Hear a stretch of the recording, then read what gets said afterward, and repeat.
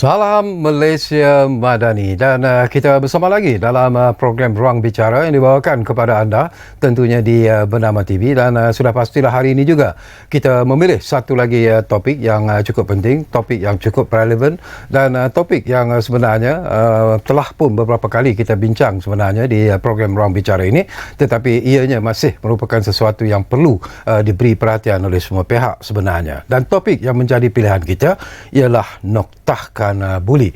Tapi sebelum saya memperkenalkan dua tetamu yang sudah pun berada bersama saya di studio Ruang Bicara ini, saya bagi pihak ialah Bernama TV sebenarnya merasa cukup gembira dan bangga dengan penghargaan yang telah pun kami terima, iaitu The Knights Award Season 2 yang ada di dekat dengan saya ini, dan ini merupakan satu penghargaan yang cukup cemerlang bagi kategori The Rapid News Distribution of all time. Wah, ini pastinya membanggakan semua kaki tangan Bernama TV. Jadi terima kasih kepada semua yang telah memberikan sumbangan yang cukup berharga sebenarnya untuk menyemarakkan lagi keutuhan Bernama TV di kalangan penonton-penonton kita.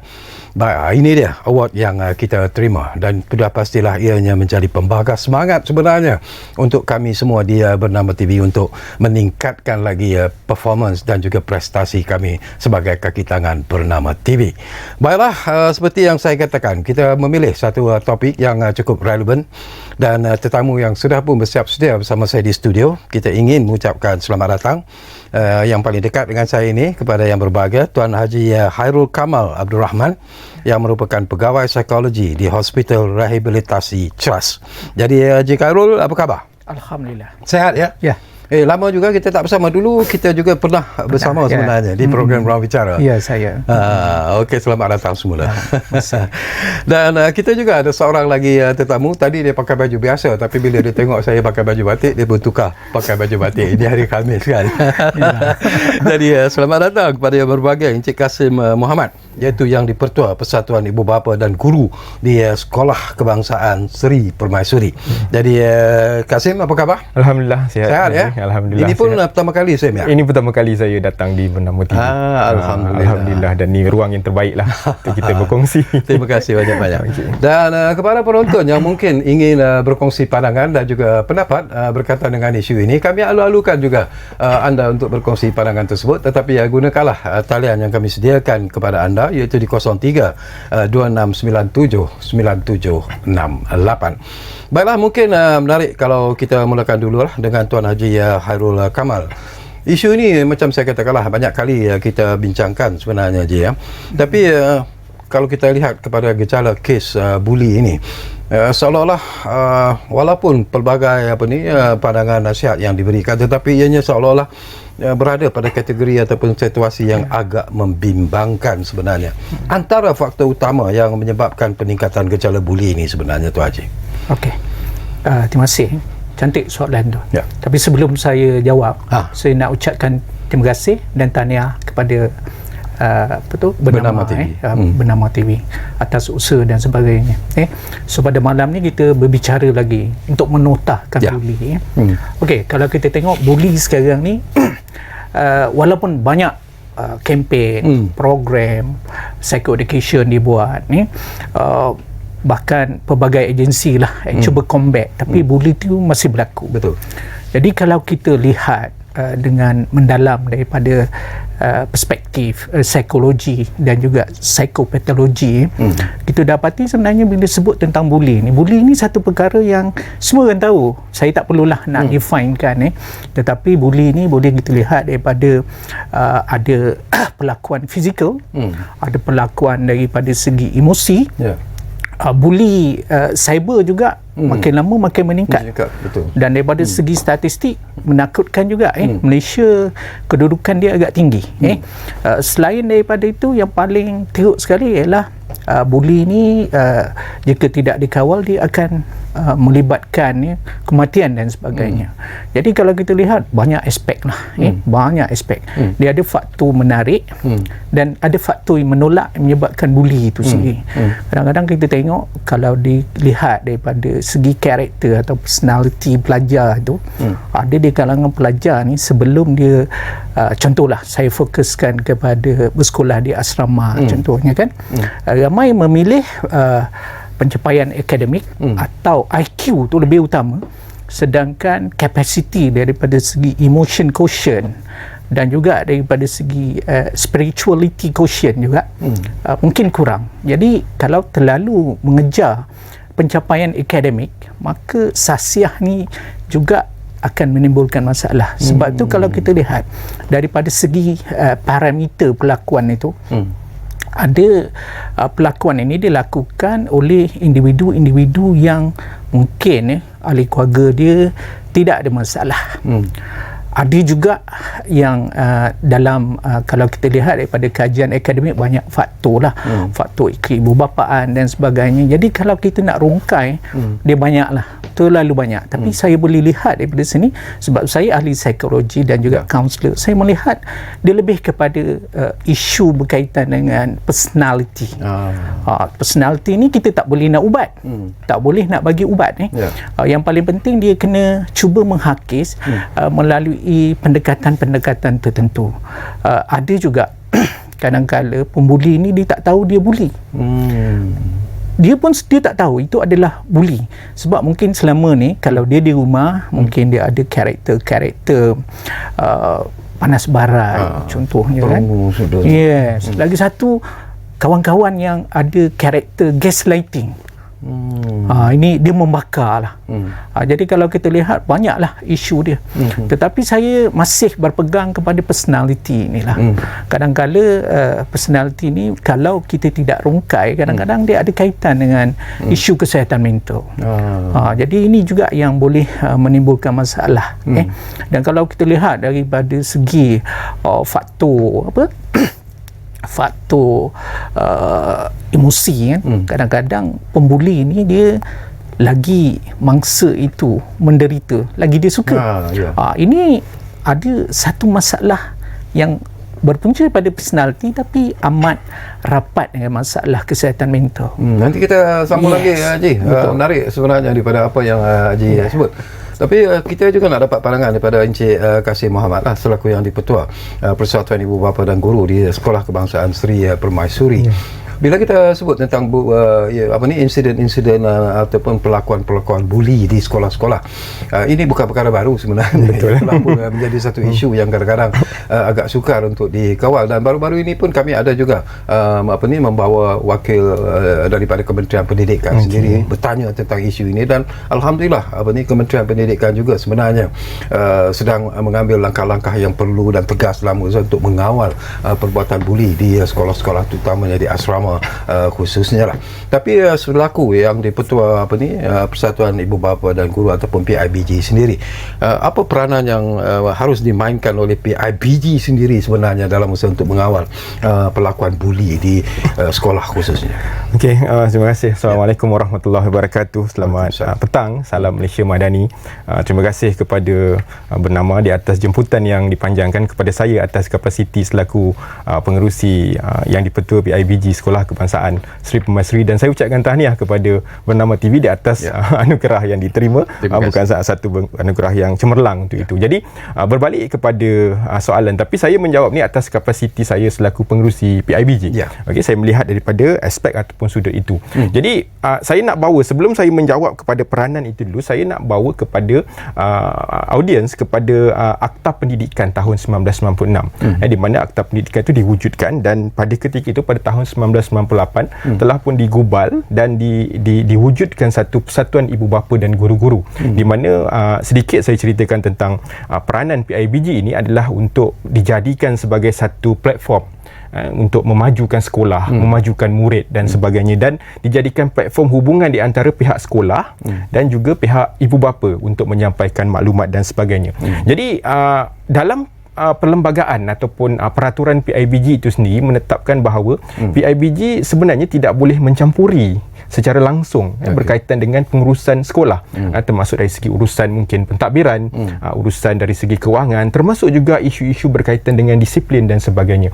Sebab itulah pada pada 3 hari bulan November yang lalu, KPM telah mengeluarkan satu garis panduan sebenarnya.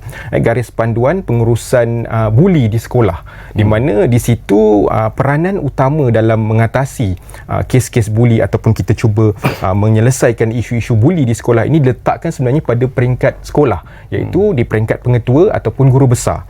Di mana di situ dalam garis panduan itu juga diwujudkan satu jawatan kuasa yang dipanggil jawatan kuasa disiplin, di mana pengetua selaku pihak berkuasa disiplin tertinggi di peringkat sekolah, dan jawatan kuasa itu kebiasaannya akan dipengerusikan oleh guru hal ehwal murid yang bertanggungjawab secara langsung dengan urusan disiplin dan sebagainya. Jadi jawatan kuasa itulah yang sebenarnya merancang, memikirkan apa-apa perkara yang berkait dengan isu-isu disiplin, termasuklah isu-isu buli ini.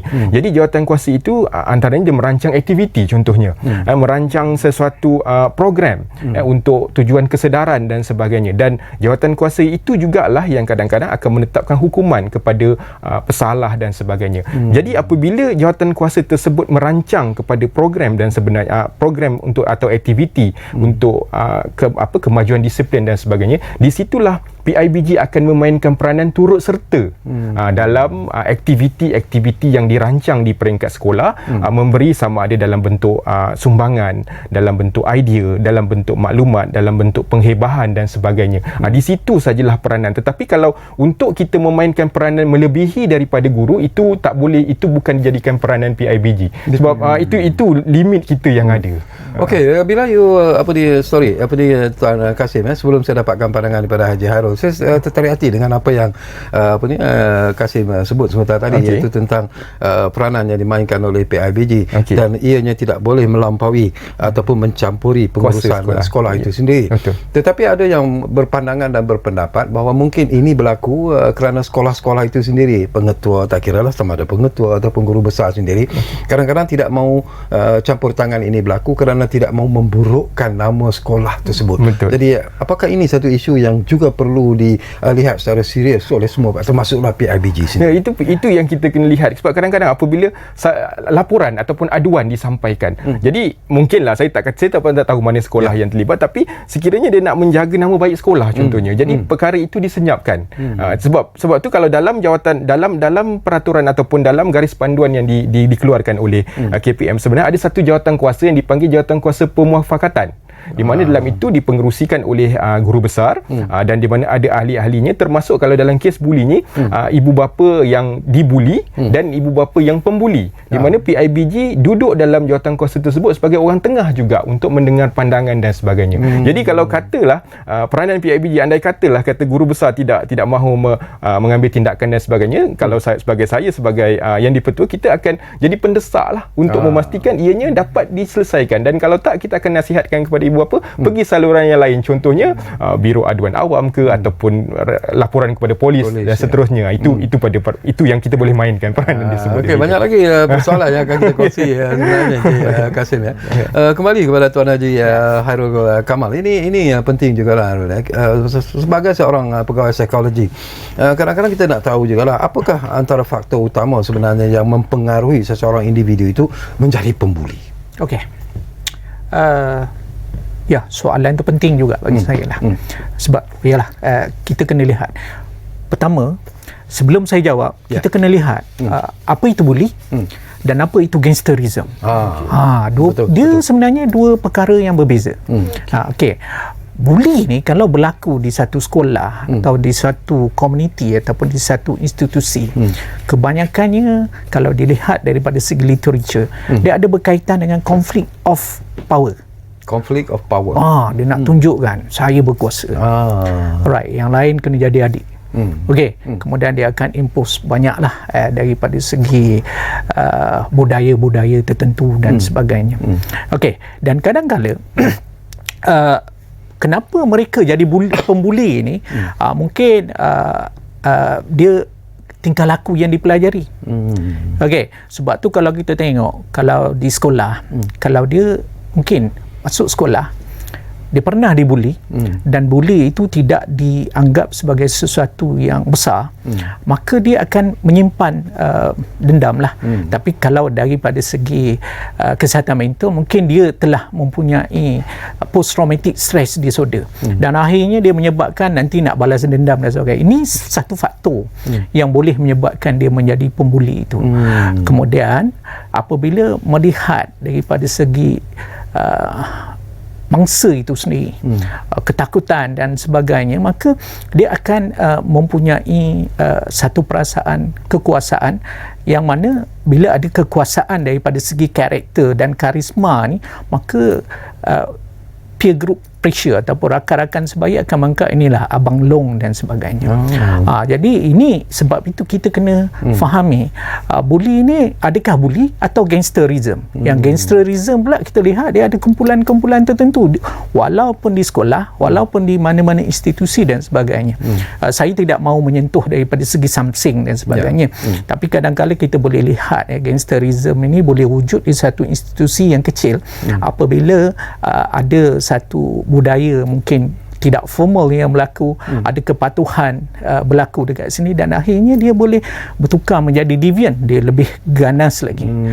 Kemudian adalah di kalangan pelajar dan sebagainya yang mungkin bersifat kreatif kan, dia pula ada berhubung dengan sistem institusi gangsterism kat luar. Itu daripada segi gangsterism. Dan kembali kepada buli ni, buli yang pertama dia boleh daripada segi psikologi je. Kita tengok kadang-kadang ada pelaku ni dia melihat daripada segi non-verbal, mata, pandangan mata ni juga boleh tenung. Yes. Dia boleh dia boleh mewujudkan rasa tidak selesa, dan akhirnya untuk menunjukkan power, maka banyaklah berlaku perbuatan membuli itu sendiri. Bila ada apa ni tuan sebut tentang nak menunjukkan power lah. Ianya kalau di sekolah tu kita tahulah melibatkan kanak-kanak, dan ianya berlaku secara direct sebenarnya, boleh kita melihat secara fizikal. Betul. Tetapi ada juga apa ni bully ni yang dilaksanakan ataupun dilakukan secara indirect. Baru-baru ini pun kecoh jugalah di Kementerian Kesihatan misalnya, doktor-doktor pelatih yang dikatakan dibuli oleh senior mereka dan sebagainya. Jadi macam mana kita nak apa ni melihat isu ini sebenarnya? Okey, saya ingin menjawab daripada segi professionalism lah. Doktor kadang-kadang mereka memang bukan bully lah, sebenarnya itu part of the training, perlu sentiasa bersedia dan sebagainya. Tapi kalau kita lihat sekarang ni ramai individu yang masuk dalam kerjaya perubatan dan sebagainya, kadang-kadang mereka mempunyai personality yang quite fragile, berbeza dengan pegawai-pegawai perubatan yang senior dulu, dan mereka tidak menganggap ini bully. Ini dianggap sebagai satu training untuk saya sentiasa bersedia, yang mana saya perlu bersedia daripada segi mental saya, fizikal saya, judgement saya dan sebagainya. Maka kesediaan itu perlu ada. Okey, tapi sekarang ni kalau kita tengok masyarakat terdedah kepada pelbagai isu. Waktu me time itu diutamakan. Kan? Sedangkan tuntutan kerjaya penting. Tapi kalaulah individu itu menganggap saya lebih utamakan me time, maka dia akan mempersepsikan itu adalah bully. Tapi kalau kita kaji dengan detail, sebenarnya kebanyakan perkara yang berlaku tu lebih kepada kesediaan fizikal, mental, dan bersedia 24 jam. Tapi kalau keterlaluan hingga menimbulkan ketakutan, saya ambil contoh, dalam American Psychological Association, dia define bully ni dia menimbulkan satu rasa, satu keadaan seseorang itu dia akan tidak selesa, dia rasa terancam sentiasa. Contoh, kena report sentiasa, kena dipantau closely. Itu sebenarnya juga adalah bentuk bully. Saya ambil contoh yang paling mudah. Saya penjawat awam. Kalau kita lihat sekarang ni, akhir tahun biasanya ramai orang akan monitor secara direct. Kadang-kadang bila kita terlalu monitor ni, kalau boleh juga dipersepsikan sebagai bully sebenarnya. Tetapi bagaimanapun individu yang normal biasanya dia boleh beradaptasi, boleh membezakan ini bukan bully, ini adalah cabaran dalam kehidupan dan sebagainya. Jadi kembali kepada bully yang berlaku dekat sekolah tu, kadang-kadang pelajar ni dia punya personality taklah begitu kuat berbanding dengan kita. Okey, bila diberi tekanan emosi, biasanya kesan yang paling utama dia akan ada kesan kepada fragile, dia akan menangis. Dan sebab itu ibu bapa, guru atau sesiapa saja, rakan dan sebagainya, dia kena menghentikan perlakuan ni. Sebab bully ni ataupun kesan bully ni kita boleh kesan. Betul. Ada tanda-tanda yang kritikal atau tanda-tanda yang jelas. Contohnya kalau seorang pelajar selama ni dia suka pergi sekolah, tiba-tiba tak mahu pergi sekolah. Tentu ada sebab. Jadi ibu bapa yang peka, dia akan bertanya. Cuma yang menjadi masalah, kadang-kadang ibu bapa ni dia ialah, kita dapati kalau ibu bapa berkerjaya, dia akan mengatakan semua kena follow order. Sekolah kena pergi sekolah. Jadi ini akan memberikan tekanan dan akhirnya keadaan ini akan lagi tambah teruk. Saya ambil contoh, ada mangsa bully, bila malam di rumah dia boleh nocturnal urisia ataupun dia boleh terkencing malam. Kan? Ibu bapa kata, kenapa ni berlaku? Anak saya dah besar. Dan kadang-kadang dia akan mulalah memberikan blaming, dia menyalahkan. Tapi sepatutnya kita kena tahulah, memang ada tanda-tanda. Contohnya dia withdraw ni, tidak mahu bercakap. Ibu bapa kena ambil tahu. Tak kisahlah sama ada di sekolah harian atau di sekolah berasrama penuh. Betul. Sebab itu kadang-kadang ibu bapa yang ingin ni anak dia dihantar ke sekolah berasrama penuh, perlu memberikan pengetahuan dan pendidikan bahawa mental capacity ataupun emosi, psikologi perlu ada untuk menangani ini.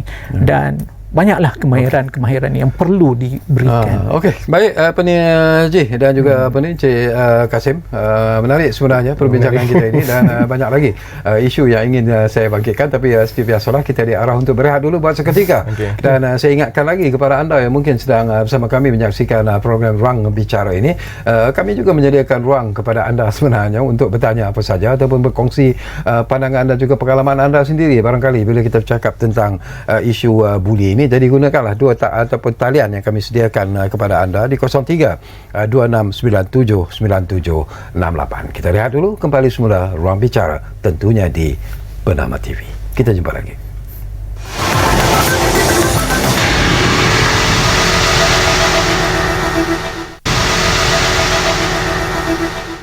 Baiklah, kita kembali semula ke Ruang Bicara ini. Masih lagi bercakap tentang noktahkan buli. Masih lagi bersama dengan Tuan Haji Khairul Kamal Abdul Rahman dan juga Encik Kasim Muhammad yang berada di studio menemani saya untuk bercakap dan berkongsi pandangan dan pendapat berkaitan dengan isu ini. Oh ya, saya difahamkan kita sudah pun ada pemanggil di talian kita sekarang ini.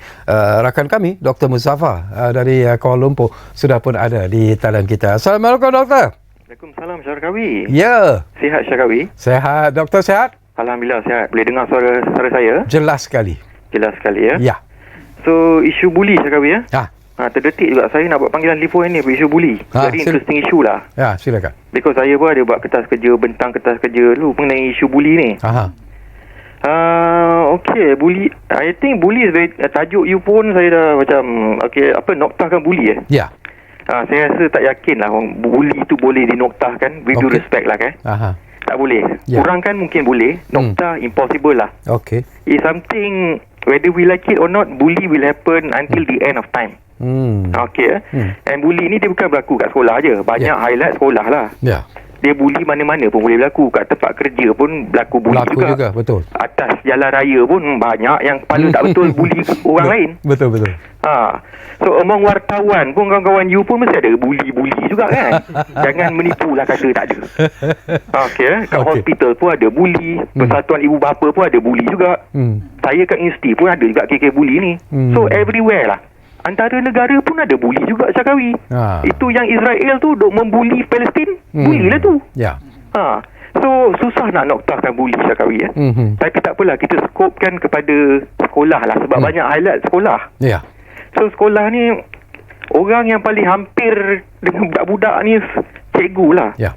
Cikgu must play active role lah, whether like it or not. Ya. Tapi problem ni kita kena faham cikgu ni.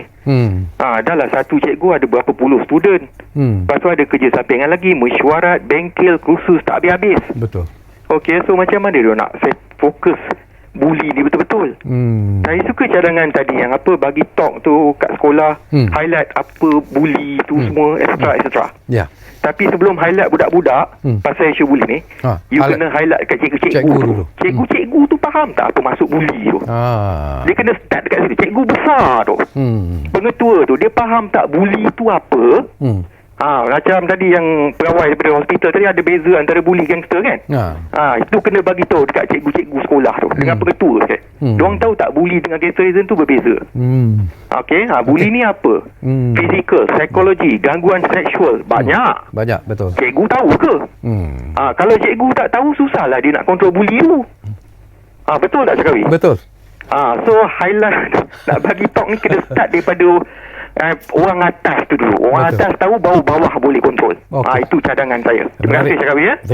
Terima kasih banyak-banyak Dr. Muzaffar. Menarik sebenarnya apa yang dilontarkan oleh Dr. Muzaffar, dan saya lontarkan persoalan ini kepada Yang di-Pertua Persatuan Ibu Bapa dan Guru Sekolah Kebangsaan Seri Permaisuri, Encik Kasim sendiri. Jadi apa yang disebut oleh Dr. Muzaffar itu adalah sesuatu yang amat logik sebenarnya dan perlu dilakukan, dan selaku pihak PIBG sendiri juga perlu memainkan satu peranan yang lebih efektif sebenarnya dalam menyedarkan guru-guru sendiri apa yang dimaksudkan istilah bully itu sebenarnya.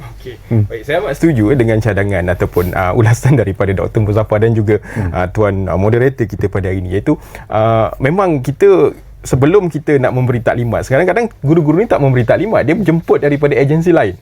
Contohnya polis, penjara dan sebagainya, jabatan kebajikan dan sebagainya untuk memberi taklimat. Tapi untuk kita menyedarkan, sebab kadang-kadang minta maaf cakaplah, kadang-kadang guru pun kadang-kadang jadi pembuli. Kita tengok macam adalah 1-2 hari ni kes-kes yang viral di media sosial. Dia ada tak naklah sebut sekolah mana sebenarnya, tapi masyarakat semua tahu benda tu tak sepatutnya berlaku di peringkat halayak. Contohnya. Jadi melihat kepada kalau kita balik kepada apa yang perlu dilaksanakan, iaitu kita memberi taklimat dahulu ataupun pendedahan kepada guru-guru dan bagaimana untuk mereka mengatasi isu-isu bully di sekolah ni, untuk kita memberikan dia cara untuk mengajar dia maknanya. Contoh sebagai sekretaris boleh mengajar cara untuk mendidik dia memang pendidik, tetapi dia perlu memanjangkan dia punya tugas untuk memastikan gejala ini dapat diatasi melalui pendekatan-pendekatan yang rasional boleh dilaksanakan. Itu saya nampak perlu dibuatlah, dan sebagai PIBG kita kalau dijemput untuk bersama-sama membantu guru-guru, sebab kadang-kadang cakap mak bapak ni orang tak nak dengar, sebab yang kena bully ni anaknya pun dia pun mak bapak, yang membuli pun anaknya pun bapak. Jadi kalau kita dijemput sekali untuk bersama-sama dengan guru-guru ataupun mendapat ilmu daripada sekretaris dan sebagainya, dan macam dicadangkan oleh Dr. Muzaffar tadi, kita amat alu-alukan lah. Tapi ada juga pendekatan-pendekatan lain yang boleh kita desak ataupun kita cuba minta sekolah laksanakan. Kita akan cuba melalui pendekatan-pendekatan yang ada untuk itu. Okey, kita ambil satu lagi panggilan yang ada di talian kita sekarang ini. Ridwan dari Pulau Pinang difahamkan sudah pun bersiap sedia di talian kami. Assalamualaikum Tuan. Waalaikumsalam. Ya. Assalamualaikum Tuan Sekali dan dua ahli panel. Ya, waalaikumsalam. Okey. Ini mengenai isu bully ya. Tadi ada mengenai campur tangan kan. Ya. Campur tangan pihak sekolah Saya harap kan pihak sekolah dia boleh campur tangan mengenai bully ni. Sebab kita boleh bawa setiap tahun kita ada mesyuarat PIBG, kita jemput Menteri Pendidikan dan kita cadangkan macam mana cara untuk mengatasi isu bully ni. Tapi sekarang ni kita bila mesyuarat tahunan PIBG, kita jemput orang biasa, macam mana kita nak luahkan perasaan tu? Cuba kita jemput orang yang besar, contohnya menteri ke, esko ke, kita luahkan perasaan tu. Kemudian saya tengok tadi isu bully ni dia ada baik dan buruk. Contohnya kalau isu bully yang baik tu, kita bagi pekerja banyak, dia boleh membawa kebaikan juga. Ini orang kata kalau isu bully tu, kita suruh buat kerja sekolah ataupun kerja pejabat ke, dia kata tak bagus. Itu yang dia ada baik buruk. Tu kita kena kaji, sebab kadang-kadang pihak-pihak yang orang atas dia tak tahu. Kadang-kadang contohnya kalau kita bagi kerja banyak kan, contohnya bagi kerja sekolah banyak, itu membawa kebaikan kepada budak-budak. Dia orang kaji dari segi aspek negatif lah. Patutnya dia kena kaji aspek negatif dan positif. Kemudian mengenai psikologi, saya ingat tadi saya tengok dalam buku tadi ada Joker. Joker ni kebanyakan berlaku kepada budak-budak kan. Tengok budak-budak tu yang senyap kan. Jadi para rakan-rakan yang lain dia kata, contohnya dia kata apa, budak ni bau busuk ke macam-macam kan. Kita tahu kanak-kanak ni. Jadi dia ada geng. Jadi patutnya cikgu ke PIBG ni ada kaji. Tetapi yang menjadi masalah ni, guru besar ni dia tak mahu mengatasi masalah ni. Dia kerja guru besar, dia duduk di pejabat patutnya pihak atasan ni daripada peringkat guru besar, penurun kanan dan guru-guru atasi masalah ni. Ini dia kira masalah datang lewat, ambil tindakan. Patutnya isu-isu yang berlaku ni, isu bullying ni diatasi dalam daripada peringkat daripada tingkatan 1 hingga tingkatan 5 ni diatasi segera. Minta ahli panel ulah dah ni. Terima kasih. Wassalam. Baik, terima kasih banyak-banyak Ridwan dari Pulau Pinang. Okey, menarik apa yang dibangkitkan oleh Ridwan tadi, tapi tak apalah, kita akan lontarkan persoalan ini nanti bersama dengan pihak PIBG yang ada dalam program kita ini, kerana selalu orang cakap kami, anak-anak kami ni kan, mak bapak ni bayar tau duit untuk anak-anak yuran PIBG. Jadi mereka tentu mengharapkan sesuatu yang lebih efektif dilakukan oleh pihak PIBG. Tak apa, sabar dulu Tuan Kasim. Kita nak kembali semula kepada Tuan Haji Hairul Kamal sebenarnya. Ji, ini antara tekanan yang boleh mempengaruhi seseorang itu melakukan perbuatan buli ini sendiri. Apa yang bermain di minda mereka sebenarnya? Apa yang ingin mereka tonjolkan sebenarnya? Okey, saya nak jawab daripada konteks yang neutral lah. Tak maulah fokus sangat pada sekolah. Yang pertama, kita kena lihat buli tu sebenarnya dia berlaku on purpose sebenarnya. On purpose. Dia ada intent to harm ataupun dia menimbulkan rasa tidak selesa. Jadi ini kadang-kadang ada karakter atau personality, dia suka tengok orang lain menderita. Penderitaan itu adalah kegembiraan pada saya. Seperti yang berlaku di Israel dan sebagainya. Itu kalau kita lihat daripada segi sistem yang besar.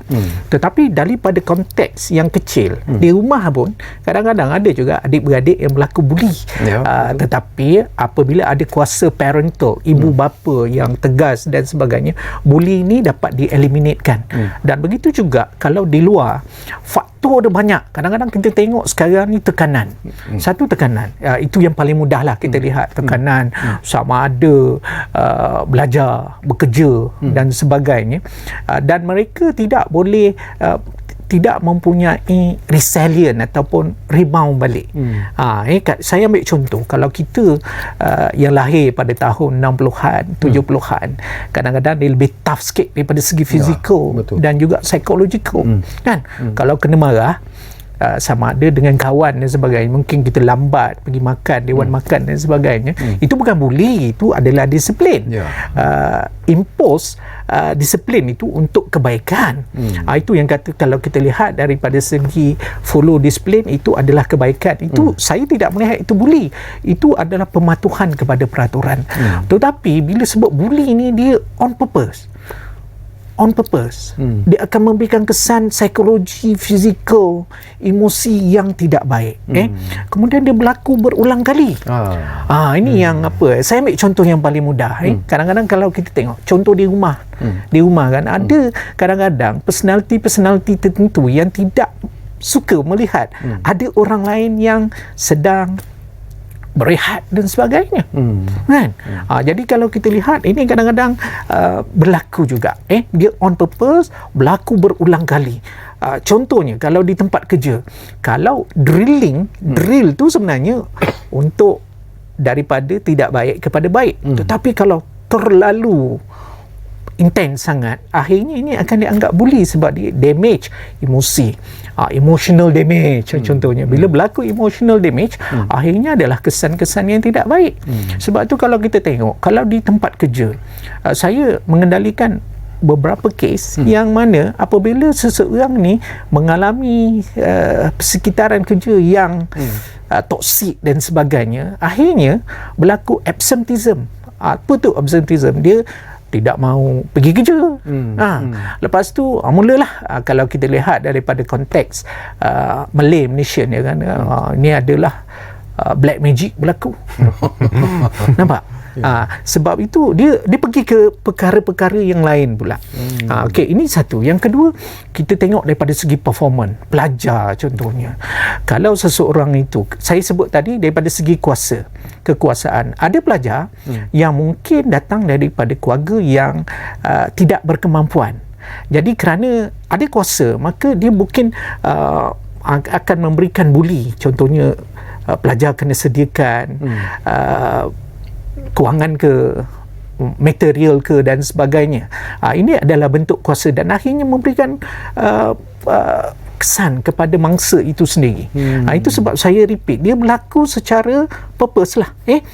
Kemudian kita kena juga melihat kadang-kala pelaku itu, faktor mengapa itu berlaku, kita tengok kadang-kadang apabila ada aduan dibuat, mungkin ada pihak-pihak tentu menganggap biasalah, kan, ini bukan buli ataupun untuk matang dan sebagainya, ataupun untuk kuat dan sebagainya. Tetapi apabila ini berlaku secara berlanjutan, keterlaluan, maka ini akan memberikan harm kepada orang tu.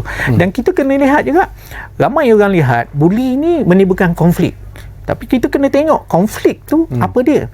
Kalau kita lihat konflik di organisasi ataupun di dalam institusi pendidikan dan sebagainya, kadang-kadang pelajar yang kritikal, kadang-kadang dia akan ada differences of opinion, kan?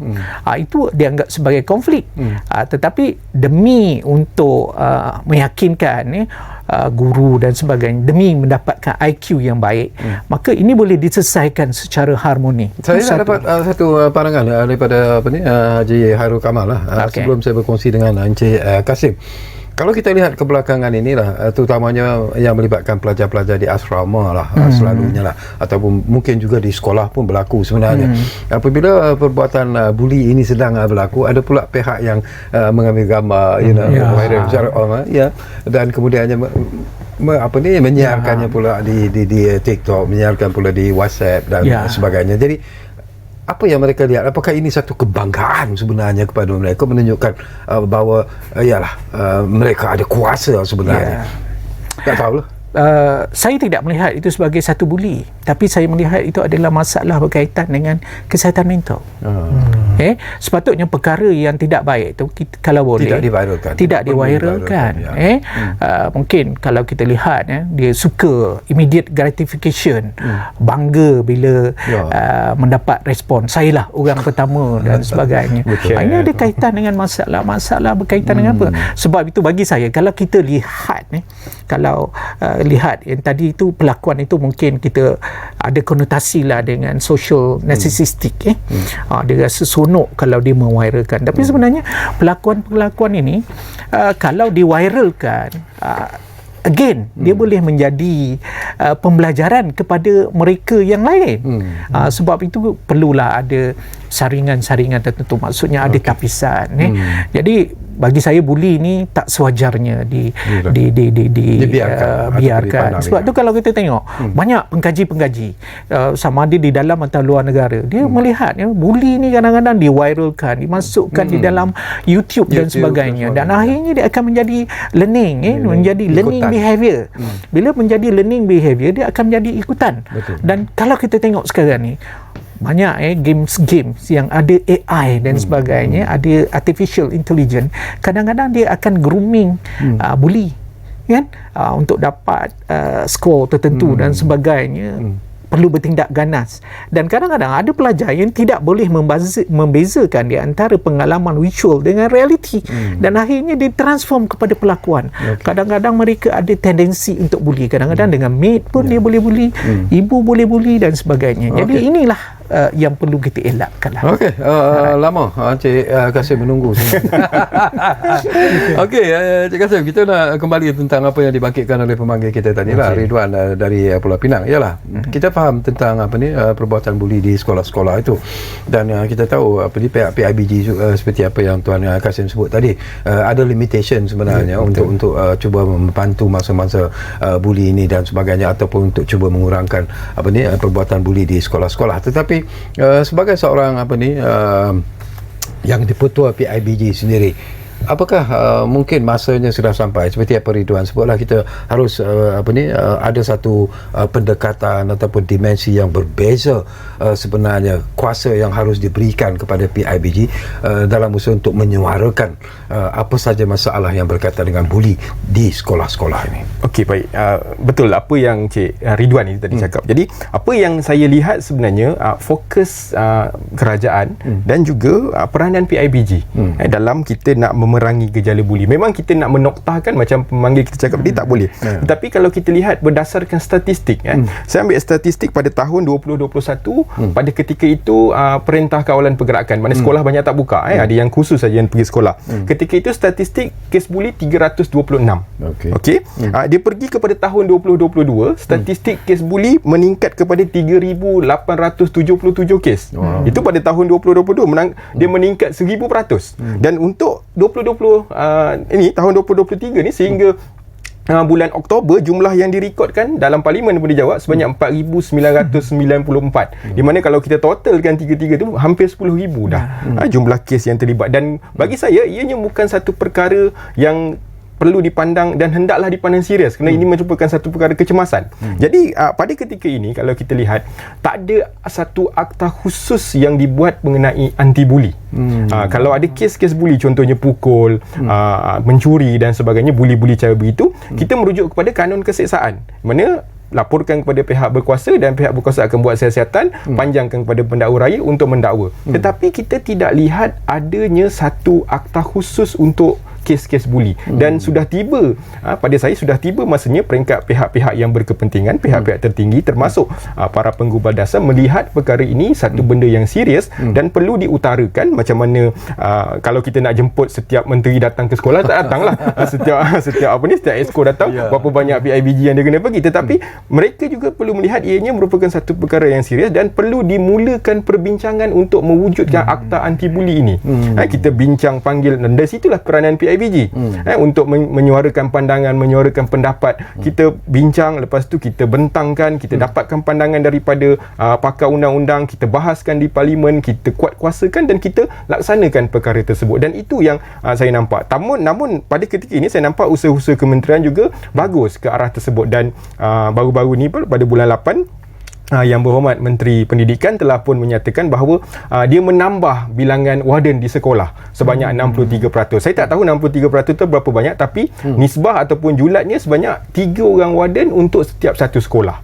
Jadi itu antara langkah-langkah untuk kita mengurangkan berlaku. Tetapi apa yang kita hasratkan, kalau boleh adanya satu akta anti buli yang mana cara penghukuman kepada yang membuli semua itu kita akan tentukan dalam akta tersebut. Perlu diluluskan di peringkat pembuat dasar dan sebagainya.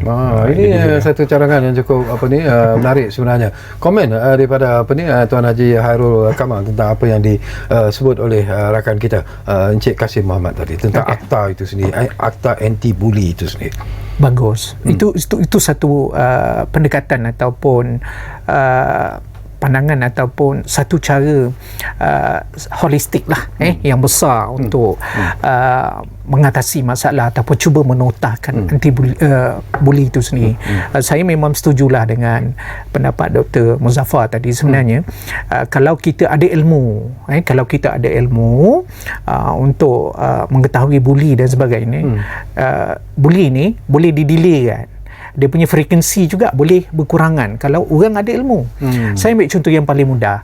Guru-guru selain daripada diberikan akta tertentu berkaitan dengan buli ni, guru juga perlu tahu tanda-tanda pelajar itu mungkin kena buli. Mangsa buli. Yes, mangsa buli. Itu boleh tengok daripada segi fizikal dia, daripada segi emosional dia, mungkin daripada segi pakaian, penampilan dia. Kalau ada koyak rabak, itu tanda mungkin. Boleh tanyalah guru, mungkin tapi ada. Guru ada tak masa untuk melakukan saya perkara rasa itu?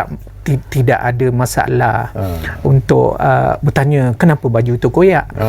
Kemudian takkanlah seorang guru dia hanya memikirkan pengajaran, sebab kebersihan juga satu komponen penting dalam apa itu yang jelas lah. Yang kedua, kalau kita tengok pelajar-pelajar yang ada tanda kecederaan, busa sana, lebam sana, lebam sini, tak salah kalau guru itu tanya. Kemudian kadang-kadang kita tengok seorang pelajar itu daripada yang aktif tiba-tiba menyendiri. Tentu ada sebab. Kan? Anak juga, kalau kita tengok, saya ambil contoh yang paling mudah. Ada anak yang bila dia balik, dia menyendiri. Kemudian bila keluar, ada tanda-tanda bakut lah. Dia cuba buat begini. Dan bila ditanya kenapa ni berlaku, dia beritahulah frustration dia dan sebagainya. Saya tak nak sebut tentang self-harm behaviour, walaupun itu satu perkara yang saya suka sebut. Tetapi ini juga berlaku kerana buli, dan guru perlu ada pengetahuan lah tentang tanda-tanda begini. Selain daripada itu, saya amat yakin dan penuh percaya setiap orang perlu membuat psychoeducation, iaitu pendidikan dalam aspek psikologi. Cubalah kita sama-sama hentikan buli. Peranan ibu dan bapa, peranan guru itu sendiri, peranan PIBG, satu entiti yang besar. Yes, masyarakat. Kita cuba ada satu voice. Kadang-kadang kalau kita lihat sekarang ni, ramai daripada ibu dan bapa dia tidak mahu menjaga kebajikan individu yang lain. Bila Tuan Haji sentuh tentang soal ini, barangkali Tuan Kasim yalah, saya juga selalu mengikuti perkembangan PIBG di sekolah anak saya lah. Tetapi kadang-kadang aktiviti-aktiviti yang dilakukan itu lebih kepada sesuatu yang mungkin dilihat tidak begitu penting sebenarnya, jamuan, perhimpunan sesama pelajar dan guru dan juga ibu bapa. Tetapi mungkin masanya sudah sampai di mana macam disebut oleh Ridwan tadi, kempen memerangi buli ini juga harus diketengahkan oleh PIBG supaya semua pihak, termasuklah guru-guru sendiri, memahami sebenarnya dan melihat isu ini sebagai satu isu yang cukup serius sebenarnya. Okey, baik. Sebenarnya pada Januari 2022 yang lalu, Kementerian Pendidikan telah pun diarahkan, di mana setiap sekolah telah diarahkan melaksanakan program kesedaran buli. Di mana 2022 lagi. Tetapi apa yang kita lihat pada namun program ni biasanya berbentuk macam saya nyatakan awal tadi, ceramah kesedaran, panggil daripada polis, demonstrasi sebat contohnya, kesengsaraan hidup yang orang dibuli, ataupun kalau di penjara, apa kesan dalam penjara dan sebagainya. Tapi semakin ini sebab kita kena cakap berdasarkan statistik kan. Semakin program kesedaran ini dibuat, semakin bertambah pula kes buli. Jadi kita nak tengok adakah sama ada program itu tidak mencapai apa yang objektifnya, matlamatnya, ataupun murid-murid ni sekadar mendengar sambil lewa, just macam keseronokan melihat demonstrasi, tengok pameran dan sebagainya. Jadi itu benda yang, perkara itu yang kita perlu memberi perhatian. Kenapa tidak dapat menerima kempen-kempen sedemikian? Maknanya di situ memang telah dilaksanakan program kesedaran berkaitan dengan buli. Dan biasanya, walaupun memanglah kalau dari segi PIB itu buat jamuan dan sebagainya, tapi pihak sekolah juga kadang-kadang apabila setiap tahun melaksanakan kempen-kempen sebegini, pihak PIBG sentiasa menyumbang dari segi jamuan dan sebagainya untuk program-program tersebut. Jadi yang perlu kita lihat atau perlu kita kaji, mungkin Doktor Tuan Haji pun boleh lihat, mengapakah selagi program itu ada tapi kes makin meningkat. Di manakah kesilapan yang berlaku di situ? Adakah memang murid-murid ni memang tidak boleh menerima, ataupun adakah hukuman yang kita kenakan sekadar orang kata sekadar di angin lalu saja, tidak kerah dan sebagainya. Kita kena lihat juga benda itu. Okey, kita di penghujung sebenarnya Tuan Haji Harun, tinggal lebih kurang 2-3 minit saja lagi. Jadi saya beri ruang dan juga peluang lah kepada Tuan Haji Harul Kamal, walaupun banyak sebenarnya yang ingin dikongsikan, tapi di penghujung ini apa lagi yang ingin Tuan Haji Harul sampaikan? Walaupun kita tahu seperti apa Dr. Muzaffar sebut tadi, menoktakan buli adalah sesuatu yang mustahil ataupun impossible, tetapi perlu juga sebenarnya diberi perhatian oleh semua pihak. Silakan Cik. Okey, bagi saya melihat buli ni perlu ada formula atau sifir dia lah. Setiap orang perlu ada konsep ABC of bully. Apa itu A? A, perkara pertama ialah assess, nilai dulu. Kenapa ini berlaku? Apa kesan dia? Kemudian bagaimana untuk membantu, apakah networking yang kita boleh gunakan. Yang paling penting, pihak terlibat kena show atau kena tunjukkan concern tentang perkara ini.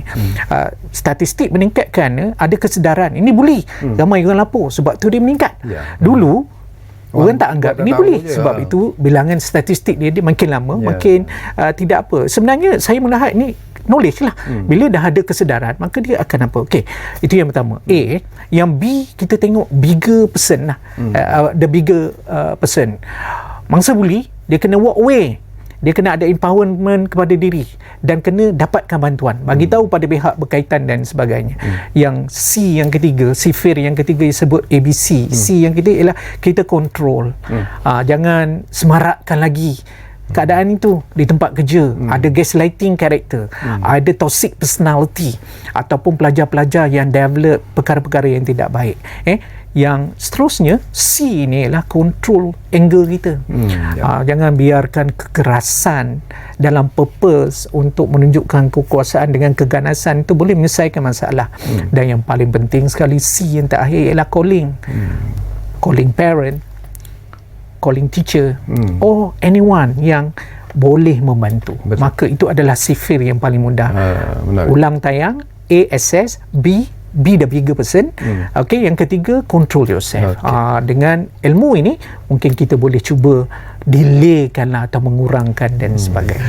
Okey, saya pun tak adil kalau tak beri masa kepada apa ni, Kasim jadi serengka-rengkanya. Okey, tiada ibu bapa yang anak ni nak dibuli ataupun menjadi pembuli. Jadi kita kena lihat kesedaran ataupun didikan di peringkat rumah itu juga. Saya terus cakap. Jadi kalau asuhannya tak betul, dia jadi tak betul juga. Jadi kita harap agar kes-kes buli ini kalau tidak dapat dinoktakan, dapat kita kurangkan. Kesedaran itu ada dan harapnya masyarakat yang ada hari ini dengan abad ke-20 terdidik, ibu bapa terdidik, anak-anak pun terdidik dan guru-guru juga harus dah menunjukkan perangai ataupun attitude yang baik supaya murid-murid tidak terikut pada perkara tersebut dan kita harap ianya dapat dikurangkan ataupun dinoktakan, insyaAllah.